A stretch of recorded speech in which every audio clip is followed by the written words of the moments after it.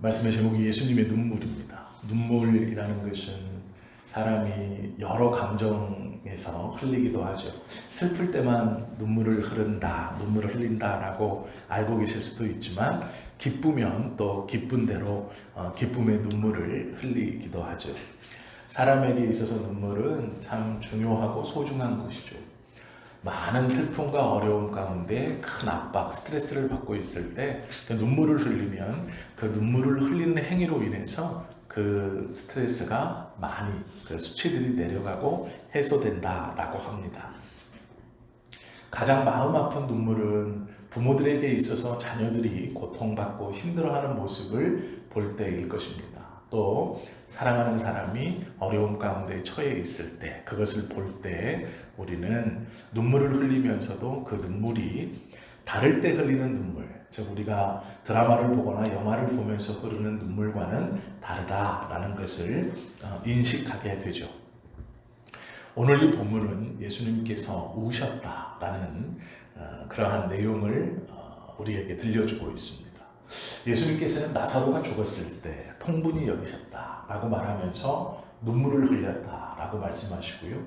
오늘 예수님이 예루살렘에 입성하시면서 많은 백성들이 종려나무 가지를 펴들고 자신들의 겉옷을 길에 깔고 나귀를 타고 들어가시는 그 예수님을 향해서 호산나 호산나 다윗의 자손으로 오시는 이여 호산나 호산나 당신의 이름에 영광이 있을 것입니다 라고 큰 소리로 외치는 그 중에 예수님이 우신 눈물입니다. 누가복음 19장 41절 오늘 본문에 보시면 가까이 오사 성을 보고 우시며 라고 하죠. 로마서의 12장 15절에 보면 즐거워하는 자들과 함께 즐거워하고 우는 자들과 함께 울라 라는 말씀이 있습니다. 누가복음 7장 32절 말씀에도 비유하건대 아이들이 장터에 앉아 서로 불러 이르되 우리가 너희를 향하여 피리를 불어도 너희가 춤추지 않고 우리가 곡하여도 너희가 울지 아니하였다 함과 같도다 라고 말합니다.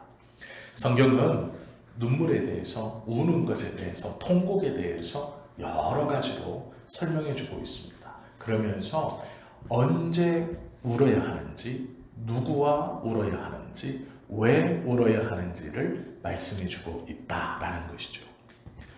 오늘 이 본문을 가만히 보시면 예수님이 어울리지 않는 일을 합니다. 그리고 제자들은 이 눈물을 오해했습니다. 어떻게 오해했냐면 예수님께서 가난하고 우리로 말하면 정말 어려운 동네에서 자라나시고 그곳에서 목수의 일을 감당하시다가 나이 30이 되어 이제 세례 요한에게 세례를 받고 공생애를 시작했습니다. 그가 성령이 비둘기의 형상으로 예수님의 어깨 위에 내리는 걸 보고 하늘에서 음성이 있어 이는 내 사랑하는 자요 기뻐하는 나의 아들이다 라는 말이 그 세례 요한의 세례를 받는 모든 사람에게 들렸음에도 불구하고 사람들은 예수님의 출생과 예수님의 혈통을 따지기 시작했습니다. 소위 말하면 우리로 말하면 가문과 학벌을 따진 것이죠. 그리고 예수 그리스도가 정말로 좋은 하나님의 말씀들을 가난한 자와 고아들, 과부들을 위시하여 장녀와 세리들에게 전하기 시작하면서 가난한 자가, 장애 있는 자가 하나님의 말씀을 듣고 주님의 나라를 꿈꾼다라는 것을 인정함에도 불구하고 많은 대다수의 사람들은 그 예수님을 무시했습니다. 조롱하기도 했죠. 예수님을 보고 종교 지도자들은 먹기를 탐하는 자 이렇게 불렀고요. 포도주를 즐겨하는 자 이렇게 불렀습니다. 이게 뭐냐면 알코올 중독 그리고 걸신들려 먹는 자 이런 비아냥입니다. 그뿐이 아니라 예수 공동체를 보고 사람들이 주목하자 그들이 모여 회의할 때 많은 사람들은 이들을 때려서 겁을 좀 주면 알아서 흩어질 것이다 이렇게 말했습니다. 그 정도로 예수 공동체를 무시했고 예수님의 사역을 자신들보다 한참 낮은 곳으로 두었죠. 이제 유월절을 맞이하여서 예수님이 예루살렘에 들어가십니다. 그때 예수님께서 제자들을 불러 이렇게 말하죠. 저 마을에 가면 나귀 새끼가 묶여 있을 것인데 그것을 끌러 가지고 오라. 만약 주인이 너희가 왜 나의 나귀를 가져가느냐라고 묻거든 주가 쓰시겠다 대답하고 그 나귀 새끼를 가지고 오라 라고 말합니다. 제자들이 그 예수님의 말씀에 따라 나귀 새끼를 가지고 왔고 지금 그 나귀에 제자 하나의 겉옷을 깔고 올라타 예루살렘으로 들어갑니다. 그때 예루살렘 성 밖에서부터 성 안에까지 수많은 예루살렘의 이스라엘 백성들이 도열해 있으면서 종려나무 가지를 흔들고 들어오시는 나귀를 타고 들어오시는 예수님을 향해 큰 소리로 소리 지르고 즐거워하는 것이 오늘 본문이죠. 찬송하리로다 주의 이름으로 오시는 왕이여 하늘에는 평화요 땅은 가장 높은 곳에는 영광이로다. 하늘에는 평화요 가장 높은 곳에는 영광이로다 라고 말하며 그들은 기뻤습니다. 즐거웠습니다. 행복했습니다. 그때 예수님이 성을 보시고 우셨죠. 제자들은 생각했습니다. 우리의 고생은 이제 끝났다. 보아라, 우리의 스승도 감격해서 눈물 흘리지 않느냐. 그 수많은 멸시와 그 수많은 무시 가운데서도 우리는 꿋꿋이 이 모임을 이끌어왔고 이제 이 모임의 리더인 예수가 수많은 사람들에게 인정을 받아 환호를 받는구나. 우리 스승은 그 환호 속에 자신의 고생을 다 뒤로 하고 저 기쁨의 눈물을 흘리는구나. 제자들은 생각한 겁니다. 왜요? 제자들은 이제 곧 예수가 예루살렘에 입성해서 왕이 된다고 생각했습니다. 수많은 백성들도 예수님을 보면서 왕으로 오시는 이여라고 노래했습니다. 이제 곧 로마에서 해방시키시고 자신의 민족의 독립을 이루어 예수가 그 놀라운 능력으로 자신들의 왕이 되어줄 것이라고 생각했기 때문입니다. 그래서 그들은 기뻤습니다. 로마의 압제 쪽에서 힘들고 어려운 삶을 살아가며 예수라는 사람을 왕으로 옹립하기 위해서 그들은 소리질렀고 그가 왕이 됨으로 우리의 생활이 더 좋아지고 나아질 것을 인해서 그들은 기뻐했습니다. 그때 예수님이 우셨습니다. 그런데 성경은 우는 모양을 조금 다르게 이야기합니다. 어떻게 울었냐면 에크라우센이라고 기록합니다. 우셨다라는 단어를 에크라우센이라고 말합니다. 소리내어 통곡하다라는 뜻입니다. 사람들이 환호하는 가운데 예수님께서 엉엉하며 눈물을 툭툭툭 흘리고 통곡하셨습니다. 그냥 눈물을 주르륵. 30대 초반의 남자가 그 당시로 말하면 우리로 말하면 50대 중반의 남자가 수염을 덥수룩하게 기르고 낯비나 화려한 옷을 입지 못하고 좋은 말이 아니라 나귀 새끼를 타고 예루살렘 성전으로 들어오면서 수많은 사람들이 환호하는 그 가운데 석양을 바라보고 멋있게 눈물을 또르륵 흘린 게 아닙니다. 영화의 한 장면처럼 멋있는 주인공이 어디 먼 곳을 바라보며 그간 고생했던 게 주마등처럼 싹 지나가고 내가 이제 이 고생이 끝났다 하고 눈물을 주르륵 흘려서 참 멋있는 장면이다 이런 게 아닙니다. 성경은요 예수님의 우심을 소리내어 통곡한다. 엉엉 운 거예요. 엉엉 울었어요. 성인이 그것도 랍비가 많은 제자들을 거느리고 지금 그 사람이 예루살렘 성전에 입성하는 것을 보고 기뻐 소리치는 그 사람들 가운데서 엉엉 울었어요. 소리내면서 어린아이와 같이 소리내며 통곡했어요. 마음에 북받쳐 오르는 슬픔 때문이었습니다. 많은 이스라엘 백성들은 기뻤어요. 제자들도 기뻤습니다. 그래서 소리쳤어요. 종려나무 가지를 흔들었습니다. 그런데 놀랍게도 같이 기뻐하고 같이 즐거워해야 되는 예수님이 엉엉 소리내며 통곡하는 겁니다. 어울리지 않는 것이죠. 제자들은 기뻤고 사람들은 기뻤지만 예수님은 슬펐습니다. 예수님은 아팠습니다. 무엇이 아팠을까요? 자기가 그동안 고생했던 것이 다 씻겨 내려가서 그 억울함과 분함이 이제 보상받는 것 같아서 아닙니다. 제자들은 또 이스라엘 사람들은 자신이 꿈꾸는 예수님의 입성의 모양이 있어요. 이가 들어와 곧 왕이 되는 거예요. 그래서 자기들 자유롭게 해주는 거예요. 로마의 압제에서 자유롭게 해주고 그 무거운 세금에서 자유롭게 해주고 이제 다윗의 시대와 같이 다른 나라들에게 조공을 받으면서 솔로몬의 때와 같이 다른 나라들을 정복해가면서 이제 그 나라들에게 문화의 중심이 되어 과거의 영광을 회복해서 우리가 이제 어느 나라로 들어가든지 어느 관문과 어느 성을 통과하든지 다 환영받고 논패스로 프리패스로 그냥 막 들어가는 걸 꿈꾼 거예요. 강력한 이스라엘이 될 것이다. 우리는 농사 안 줘도 된다. 이 사람은 손에 빵을 들고 기도하면 그 빵이 복사되어서 막 먹을 수 있다. 우리는 무기를 들지 않아도 된다. 이 사람은 하늘에서 번개를 내려 전쟁을 끝낼 수 있다. 우리는 죽음을 두려워하지 않아도 된다. 이 사람은 병을 고치고 귀신을 쫓고 죽은 자를 살리는 자다. 그것으로 우리는 강대해질 것이다. 우리는 과거의 영광 못지않은 영광을 누릴 것이다 라는 것이 이스라엘 백성들의 기쁨이었고 그들이 생각하는 예수님의 입성이었고 그들이 생각하는 이스라엘 나라의 미래였습니다. 그래서 그들은 즐거웠어요. 그 주인공이 들어오시니. 그런데 예수께서 바라보시는 미래는 전혀 다릅니다. 그렇게 강한 이스라엘도 아니고 능력의 이스라엘도 아니고 솔로몬의 영광이나 다윗의 영광을 다시 회복하여서 마음껏 누리고 마음껏 뽐내고 마음껏 자랑하던 그 시대로서의 과거의 회기로서의 영광이 아닌 전혀 다른 것이 예수님의 눈안에 보이기 시작하고 전혀 다른 것을 예수님은 보기 시작하고 그 벗을 봄으로 심히 통곡하지 않을 수 없게 되었다라는 것이죠. 그게 오늘의 본문입니다. 사람들은 기뻐하는데 예수님은 슬퍼. 사람들은 자신들이 생각하는 미래를 꿈꾸고 예수를 왕으로 삼아 먹고 잘 살고 소리를 떵떵 치며 사는 것을 소원하며 기뻐하는데 예수님은 반대로 통곡하고 울며 소리내 우십니다. 아마 기쁘게 막 소리 질렀던 사람들이 의아했을 겁니다. 처음에는 기뻐서 우나? 라고 했지만 그의 울음이 도가 지나치고 정도가 지나치자 이게 무슨 일인가 했을 겁니다. 그때 예수님께서 말씀하시죠.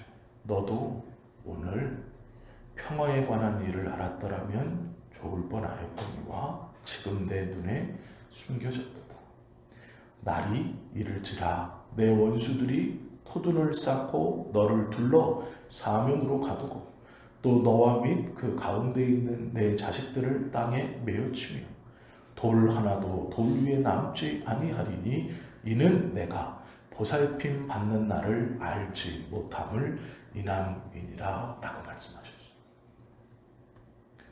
기쁨의 날이고 즐거움의 날이고 사람들은 마음속에 자신들이 생각하는 미래를 꿈꾸고 자신들이 생각하는 하나님의 나라를 그리고 회복의 그 상황을 꿈꾸고 그 생활을 꿈꾸며 즐거워하는 그때 예수님께서는 전혀 다른 것을 보시고 그 보신 것을 정확히 말해주고 그 말해준 것의 결과가 어떠함을 아시고 슬퍼 통곡하셨어요. 왜 이럴까요? 이쪽은 기뻐하고 있는데 예수님은 슬퍼하고 계세요. 이쪽은 즐거워하고 있는데 예수님은 눈물 흘리고 통곡하고 계세요. 왜요? 무슨 차이가 있기 때문에요. 하나는 하나님이 보여주시는 것을 보고 있고 하나는 자신들이 보고 싶은 걸 보고 있다라는 거예요. 우리는 하나님의 말씀을 내가 원하고 내가 좋아하는 것을 골라서 내가 보고 싶은 미래를 꿈꾸고 내가 하나님 앞에 받는 은혜만을 꿈꾸고 내가 생각하는 미래와 회복과 하나님의 복을 누려가는 것을 꿈꾸며 기도하는 것이 즐겁고 예배하는 것이 즐거울지 몰라요. 잘못됐다는 건 아닙니다. 그러나 하나님이 우리에게 주신 말씀을 정확히 인지하면 그 말씀으로 인하여 때로는 슬플 수 있어요. 때로는 마음 아파야 돼요. 때로는 다른 사람들이 겉으로는 기뻐하는 것을 볼지라도 내 속에서는 하나님의 말씀과 보여주시는 것으로 인하여 눈물이 나고 통곡이 나고 기도가 흘러나와야 한다라는 것이죠. 예수님께서 우신 이유는 평화가 없으므로 울었다라고 말합니다. 예수님께서 예루살렘 성을 바라보셨거든요. 그리고 나서 뭐라고 그러시냐면 평화가 없다. 너에게 평화에 관한 일이 없다. 즉 평화롭지 않다라는 거예요. 이게 왜 슬픔이냐? 단순히 전쟁이 일어나서 사람들이 죽고 재물을 빼앗기고 고통과 슬픔이 오기 때문에 슬프다가 아닙니다. 하나님께서요, 예루살렘, 이스라엘 성에 예루살렘 성을 세우실 때, 특별히 성전을 세우실 때, 이스라엘 나라 예루살렘 성 안에 성전을 세우실 때 다윗이 마음에 품고 소원하고 재물을 모으고 성전 지을 준비를 끝냈습니다. 그리고 하나님 앞에 서원해요. 주님, 나에게 베풀어 주신 은혜가 너무 크고 이스라엘에게 베풀어 주신 은혜가 너무 클 것을 내가 알고 주님 앞에 이 성전을 짓기를 소원합니다. 제 평생의 소원입니다. 주님, 제가 잠을 제대로 못 잡니다. 나는 백향목으로 만든 왕궁에서 상하로 만든 침대에서 자고 있지만 하나님의 법궤가 저 이름 없는 총부의 집에서 있는 것을 저는 견디지 못하겠으니 이제 준비 다 됐습니다. 성전을 지어 하나님께 드리기를 원합니다. 라고 했을 때 하나님께서 다윗에게 안 된다고 하셨어요. 안 된다, 다윗아. 왜 그랬냐면 이유가 이거였어요. 너는 전쟁을 많이 해서 피를 많이 흘렸기에 안 된다. 너를 이어 왕이 될 내 아들이 지을 것이다. 다윗의 전쟁이 자신의 사리사욕을 채우는 전쟁이 아닙니다. 하나님의 말씀에 따라 한 전쟁이에요. 그런데도 하나님의 성전을 지을 때 하나님이 뭐라고 그러셨냐면 네 손에 피가 많이 묻어서 안 된다. 내 아들이 지을 것이다. 라고 말씀하셨어요. 아, 그럴 수도 있겠구나. 아니요. 그 다음 말을 보면 더 하나님의 의도가 드러납니다. 뭐라고 말씀하시냐면 내가 너의 건축한 이 전을 거룩하게 구별하여 나의 이름을 영영히 그곳에 두며 나의 눈과 나의 마음이 항상 거기 있을 것이다. 이렇게 말씀해 주셨어요. 거룩하게 구별한 성전,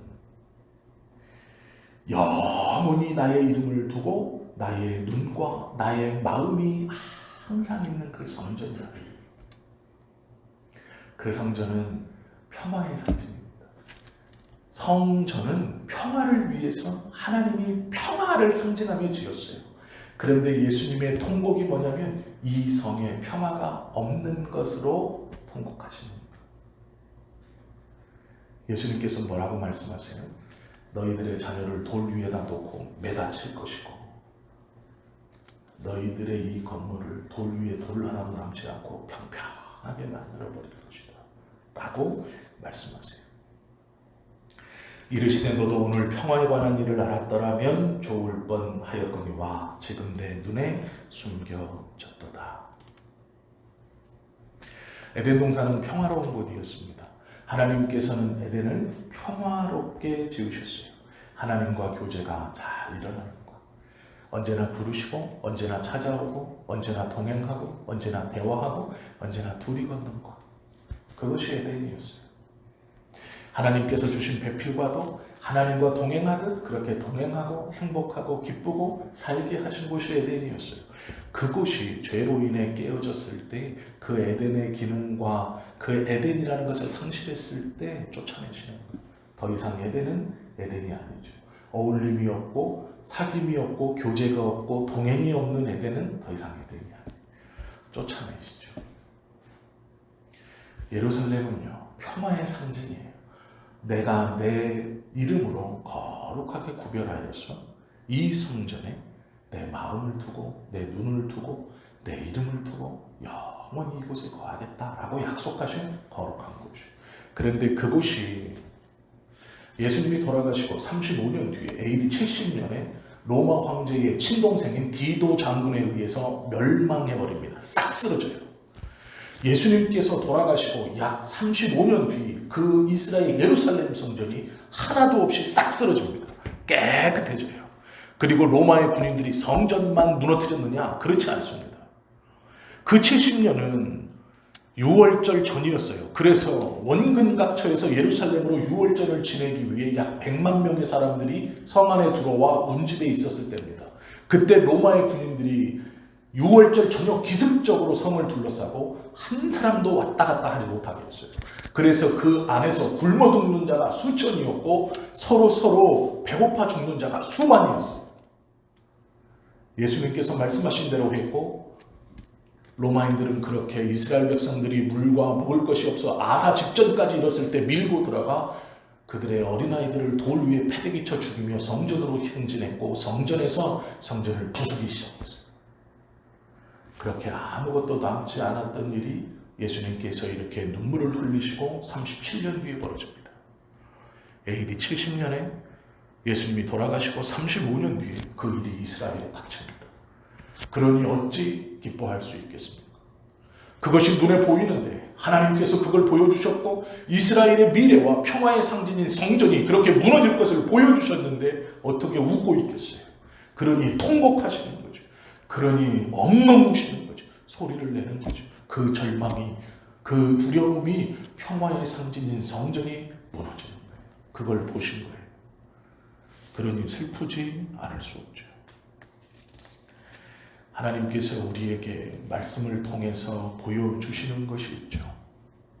우리는 그 말씀을 받고 그 말씀에 순종하여 살아가는 것이 마땅히 우리들이 살아갈 모습입니다. 절대로 내 생각과 내 기준으로 내가 원하는 미래를 꿈꿔서는 안 돼요.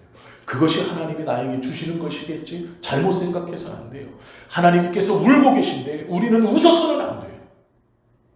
하나님께서 마음 아파하시는데 우리는 그것을 외면해서는 안 돼요. 왜 그러느냐? 하나님의 원하심이 우리의 원하심이 되지 않으면 우리가 예수 그리스도가 오시는 그날 그 앞에 설 수 없기 때문이에요.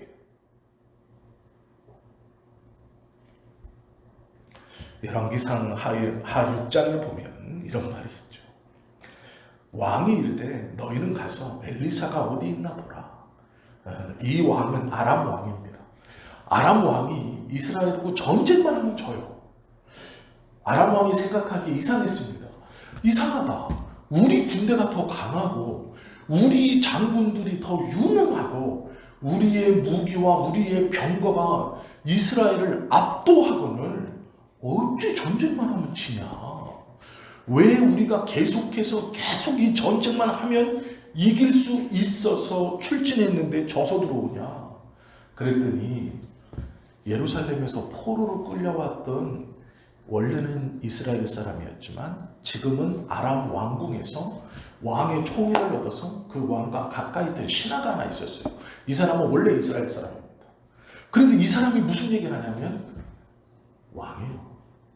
우리는 이스라엘하고 전쟁하면 질 수밖에 없습니다. 이유가 뭐냐? 이스라엘에는 엘리야가 있기 때문입니다. 죄송합니다. 이스라엘에는 엘리사가 있기 때문입니다. 엘리사가 누구냐? 물었더니 이 사람이 이렇게 말합니다.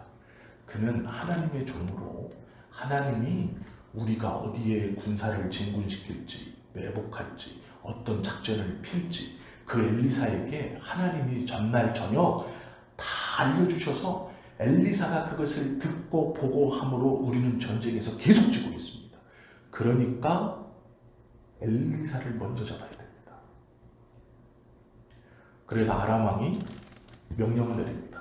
엘리사가 어디 있는지 파악을 해서 그의 은신처를 찾아라. 그리고 얼마 안 되어서 보고가 올라옵니다. 도단에 있습니다. 엘리사가 지금 도단에 있습니다. 그래? 아람 왕은 군대를 이끌고 도단성을 누웠습니다. 쥐새끼 한 마리 나아가지 못하게 둘러싸라. 엘리사를 잡아 죽여야 된다. 오늘. 그래야 우리가 이스라엘의 전쟁에서 이길 수 있다. 좋은 작전이죠. 전쟁의 패배 원인을 파악했고 이제 그 원인을 해결하러 왔습니다. 그리고 한 사람 잡기 위해서 그냥 오는 게 아니에요. 성 전체와 전쟁할 수 있는 사람들을 데리고 왔고 병사들을 데리고 와서 성을 뺑 둘러쌌습니다. 물 새 틈 없이 빠져나가지 못하도록 혹여 놓치는 일이 없도록 낭패스러운 일을 당하지 않도록 엘리사의 종으로 있던 엘리사를 시중들던 사원 하나 이 젊은 청년 하나가 아침 일찍 나왔다가 군사들이 둘러싸는 것을 보고 깜짝 놀랍니다. 그리고 엘리사를 깨웁니다. 큰일 났습니다. 아람의 군대가 우리를 둘러쌌습니다. 그때 엘리사가 이렇게 말하죠. 6장 13절부터 17절까지 일입니다. 왕이 이르되 너희는 가서 엘리사가 어디 있나 보라. 보라 내가 사람을 보내어 그를 잡으리라. 왕에게 아뢰어 이르되 보라 그가 도단에 있도다 하나이다. 왕이 이에 말과 병거와 많은 군사를 보내매 그들이 밤에 가서 그 성읍을 에워쌌더라. 하나님의 사람의 사환이 일찍이 일어나서 나가보니 군사와 말과 병거가 성읍을 에워쌌는지라. 그의 사환이 엘리사에게 말하되 내 주여 우리가 어찌하리까 하니 대답하되 두려워하지 말라. 우리와 함께한 자가 그들과 함께한 자보다 많으니라 하고 기도하여 이르되 여호와여 원하건대 그의 눈을 열어서 보게 하옵소서 하니 여호와께서 그 청년의 눈을 여시매 그가 보니 불말과 불병거가 산에 가득하여 엘리사를 불렀더라. 이것이 열왕기하 6장의 이야기입니다. 성경은 우리에게 두 가지를 꼭 말씀해 주시는 거예요. 첫째는 예수께서 보는 것을 보는 거예요. 예수님께서는 예루살렘의 멸망을 보셨고 슬퍼하셨어요. 이스라엘은 자신들이 꿈꾸는 미래를 꿈꾸며 즐거워했어요. 틀렸다는 거예요. 그런데 반대도 이야기하세요. 눈에 보이는 건 나를 둘러싼 아람 군대예요. 내가 죽었구나 하고 있는데 하나님은 엘리사를 통하여 아니다, 죽지 않는다. 네 눈에 지금 보이지 않지만 하나님께서 보내신 불병과 불멍거가 저들보다 많다라고 하셔요. 그리고 기도하여 청년의 눈을 띄고 그것을 보게 하세요. 우리의 눈에 보이는 것으로 겁먹을 것이 없고 우리의 눈에 보이는 것으로 즐거워할 것이 없고 내 생각의 미래로 하나님의 일을 단정할 것이 없고 내가 눈에 보이는 것으로 슬퍼하며 좌절할 것이 없다는 거예요. 중요한 것은 하나님께서 보여주시는 것을 보는 자가 되어야 한다는 거예요. 하나님께서 주시는 것을 받는 자가 되어야 한다는 거예요. 내 생각, 내 짐작이 아니에요. 예수님께서 우셨을 때 제자들은 이해하지 못했어요. 이스라엘 백성도 이해하지 못했어요. 그러나 예수님은 하나님이 보여주시는 것을 보고 우셨어요. 엘리사가 아람 군대가 둘러쌌을 때 엘리사는 하나님이 보여주시는 것을 보았어요. 이 청년은 자신의 눈에 보는 것을 봅니다. 하나는 두려워하고 하나는 두려워하지 말라. 하나님의 백성인 우리에게 세상은요 두려운 것을 보여줍니다. 막막하게 만들 거예요.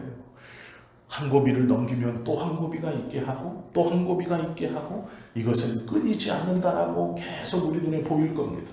아람 군대가 겹겹이 둘러싼 것처럼 우리에게 그렇게 할 거예요. 그러나 하나님은 그렇지 않아요. 말씀을 통해서 우리에게 지키심을 약속하고 회복을 약속하고 내가 너와 함께함을 약속하시는 거예요. 그것이 하나님의 말씀입니다. 하나님은 예루살렘 성, 그 성 안에 성전을 건축할 때 나의 이름을 영원히 두겠다. 나의 눈을 두겠다. 나의 마음을 두겠다. 내가 거룩하게 구별하겠다라고 말씀하셨어요. 하나님은 변함이 없으셨는데 이스라엘 백성들이 우상을 섬기고 그 하나님의 뜻을 이름으로 페르시아가 점령하고 바벨론이 점령하고 애굽이 점령하고 로마가 점령해서 초토화시키는 약속을 기억하지 못할 때 하나님이 우세요. 엉엉 우세요. 그 약속의 말씀을 기억하고 지켜 하나님의 복이 다 준비되어 있는데 자기들이 생각하는 나라, 자기들이 생각하는 하나님, 자기들이 생각하는 미래, 자기들이 생각하는 복, 성경과 전혀 관계없는 것을 가지고 내 믿음이고 내 기도고 내 은혜라고 생각하면서 쫓아가는 그 어리석음을 보시고 또한 세상에서 보여주는 그 두려운 것만 보고 하나님의 자녀들이 두려워 떨어 머뭇거리고 있는 그것을 보시고 통곡하신다는 거예요. 우신다는 거예요. 그냥 눈물을 또르륵 흘리는 게 아니라 엉엉 우신다. 그것이 성경의 말씀입니다. 우리가 괜찮다고 생각하는 그 모든 일에도 하나님께서 아니라 하실 수 있습니다. 우리가 안 된다라고 생각하는 모든 일에도 하나님께서 괜찮다라고 하실 수 있습니다. 문제는 어느 곳에 있습니까? 하나님께서 보여주시는 것을 볼 수 있느냐? 그렇지 못하느냐? 라는 것이죠. 주님의 권고하심을 듣지 못하면 하나님이 주시는 것을 보지 못합니다. 요한복음 1장 9절에서 11절 말씀에 보면 이런 말씀이 있어요. 참 빛 곧 세상에 와서 각 사람에게 비추는 빛이 있었나니 그가 세상에 계셨으며 세상은 그로 말미암아 지은 바 되었으되 세상이 그를 알지 못하였고 자기 땅에 오매 자기 백성이 영접하지 아니하였으니 라고 말합니다. 이스라엘 백성들이 하나님의 말씀을 몰랐나요? 아니요, 알았습니다. 예수 그리스도가 오신다는 것을 그들은 몰랐나요? 알았습니다. 그들은 배웠어요. 그들은 기도했습니다. 그들은 기다렸어요. 그런데 문제는 자기들이 원하는 메시아를 기다렸어요. 자기들이 원하는 하나님을 기다렸어요. 자기들이 원하는 것을 기다렸어요. 로마에서 해방시켜줘서 잘 먹고 잘 살게 해주실 해방의 그리스도. 가난하고 억눌리고 억압받며 살며 나를 성공시키고 출세시키고 해서 나를 억누르고 가난하다 무시했던 저들에게 내가 거꾸로 무시하고 내가 거꾸로 짓밟는 그날, 그것이 하나님이 나에게 주시는 복이라고 믿는 그들, 그 하나님을 쫓아 사는 믿음, 그것이 아니다 말씀하시는 거예요. 하나님의 말씀을 듣지 못하고 계속해서 머뭇머뭇한다면 도적같이 오시는 예수 그리스도가 오시는 그날 그 앞에 설 수 없다는 걸 우리가 기억해야 해요. 누가 우리의 이름을 불러주겠습니까? 성경에 보면 아브라함이 그 자리에 있어도 아브라함은 자신의 믿음으로 자신만 구원할 것이다 라고 말해요. 내가 구원받는다고 나의 사랑하는 사람을 내가 불러줄 수 없고 내가 그를 끌고 올라갈 수 없어요. 오직 하나님께서 부르시는 그 이름만이 불림을 받고 올라가는 거예요. 누가요? 대신해 줄 수 없기 때문에 그 말씀을 기억하고 치열하게 살아야 돼요. 믿음이 아니면 안 돼요. 하나님 앞에 서 있지 않으면 안 됩니다. 이제 타협은 없어요. 적당한 것은 없습니다. 그건 하나님 앞에 아무것도 아니에요. 평화의 성이 무너지고 유대인들이 죽을 것을 보시고 예수님이 슬퍼하셨죠. 열왕기상 9장 6절에서 9절 말씀에 보면 이런 말씀이 있어요. 만일 너희나 너희의 자손이, 선지자가 이제 하는 얘기입니다. 하나님께서 열왕기상의 왕에게 이제 하시는 말씀인데 하나님이 하신 말씀이에요. 뭐라고 말씀하시냐면 만일 너희나 너희의 자손이 아주 돌아서서 나를 따르지 아니하면 내가 너희 앞에 둔 나의 계명과 법도를 지키지 아니하고 가서 다른 신을 섬겨 그것을 경배하면 내가 이스라엘을 내가 그들에게 준 땅에서 끊어버릴 것이요 내 이름을 위하여 내가 거룩하게 구별한 이 성전이라도 내 앞에서 던져버리리니 이스라엘은 모든 민족 가운데서 속담거리와 이야기거리가 될 것이며 이 성전이 높을지라도 지나가는 자마다 놀리며 비웃어 이르되 여호와께서 무슨 까닭으로 이 땅과 이 성전에 이같이 행하셨는가 하면 대답하기를 그들이 그들의 조상들을 애굽 땅에서 인도하여 내신 그들의 하나님 여호와를 버리고 다른 신을 따라가서 그를 경배하여 섬김으로 여호와께서 이 모든 재앙을 그들에게 내리심이라 하리라 하셨더라. 이것은 이스라엘에게만 주시는 말씀이 아니고요. 우리 성지교회에 주시는 말씀이에요. 아니 이 땅의 모든 교회에 주시는 말씀이에요. 교회에만 주시는 말씀이 아니고요. 우리 개인에게만 주시는 말씀이에요. 목사인 저에게뿐 아니라 직분이 있건 없건 모두에게 주시는 말씀이에요. 우리가 하나님의 계명과 법도를 떠나 다른 신을 섬기면 내가 거룩하게 구별한 이 성전이라도 내팽개쳐버리고 라고 말씀하죠. 아무것도 아니라는 거예요. 그리고 조롱하는 사람들이 그 조롱 속에 대답하기를 이들이 여호와를 기억하지 못하고 자기의 뜻대로 행하였으므로 하나님이 이렇게 하였다 라고 말할 거라는 거예요. 말씀을 들을 때 우리의 영혼이 바짝 깨어서 정신을 번쩍 들어야 돼요. 예수님께서 하나님의 말씀, 당신의 하나님의 뜻의 말씀과 하나님의 율법과 하나님의 은혜, 하나님의 명령들, 성경에 기록된 말씀들을 지키는 것을 하나님이 얼마나 귀하게 여기시느냐, 그것들을 어겼을 때 내가 거룩하게 구별한 것이라도 던져버리겠다라고 말씀하십니다. 우리의 삶이 하나님 앞에 언제나 보여줘요. 언제나 그분과 동행하는 삶이 한눈 파시면 안 됩니다. 한눈 팔 수 없어요. 우리가 하나님에 대한 바른 믿음을 갖고 있지 않다면 우리의 신앙은 헛될 거예요. 그냥 살면서 액세서리로 하나 들고 있는 거예요.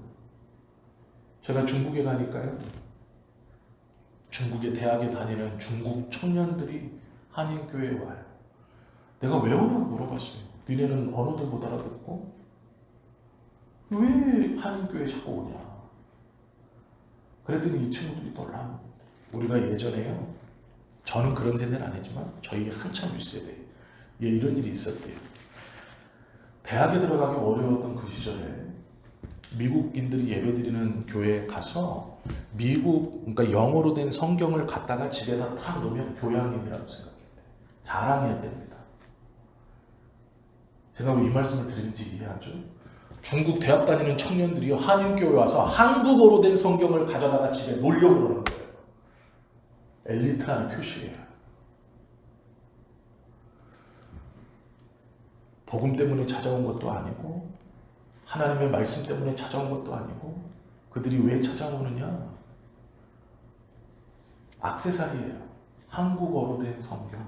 이게 자신들의 교양, 자신들의 수준을 높여주는 영어 성경과 함께 나란히 놓아서 갖고 있어야 될 액세서리예요. 내가 이 정도 교양이 있다. 내가 이 정도 수준이다. 라는 것을 보여주려고 한국어 성경이 필요했던 거예요. 우리의 신앙도 별반 다르지 않습니다. 내가 필요할 때만 찾는 하나님이라면 그 신앙은 액세서리 같은 거예요. 귀걸이 하나 차면 보기에 이쁘고 내 만족도 되고 상대방이 나에게 물었을 때 자랑이 되듯이 액세서리 같은 거예요. 제가 오늘은 공교롭게도 카시오 전자시계인데 금색을 차고 왔네요. 눈에 자꾸 띄시죠? 정말 싼 거예요. 그런데 저도 몰랐어요. 근데 탁 내니까 신경 쓰여요. 이게 뭐지? 내가 잘못 찼구나. 제 눈에 가니까 성도님들 눈에도 갈 것 같아요. 이게 안 가요? 감사합니다. 액세서리 같은 것이 되면 안 되잖아요. 우리의 신앙이, 하나님의 은혜가, 예수님의 십자가가 우리의 액세서리가 되면 안 되죠. 액세서리로는 구원받지 못해요. 액세서리로는 살아갈 수 없어요. 삶이 힘들고 어려워지면 제일 먼저 갖다 파는 게 가방이에요. 왜 갖다 팔아요? 액세서리니까요. 내 아들을 갖다가 못 팔아요. 내 아들이니까요. 가방은 팔아요. 시계는 팔아요. 자동차는 팔아요. 죄송합니다. 오토바이는 팔아요. 액세서리니까요. 그런데 내 아들은 못 팔잖아요. 내 딸은 못 팔잖아요. 우리가 신앙을 팔아요. 믿음을 팔아요. 액세서리니까요. 요리조리 재단에서 내 손에 들기 편한 대로, 내 눈에 보기 좋은 대로 신앙을 재단에서 들고 다니는 거예요. 액세서리니까요. 오늘 말씀을 잘 좀 보세요. 누가복음 19장 43절 44절은 이렇게 말하죠. 날이 이를지라 내 원수들이 토둔을 쌓고 너를 불러 사면으로 가두고 또 너와 및 그 가운데 있는 내 자식들을 땅에 메어치며 돌 하나도 돌 위에 남기지 아니하리니 이는 내가 보살핌 받는 날을 알지 못함을 인함이니라 하시니라. 정확히 35년 뒤에 일이 일어납니다. 이스라엘에게.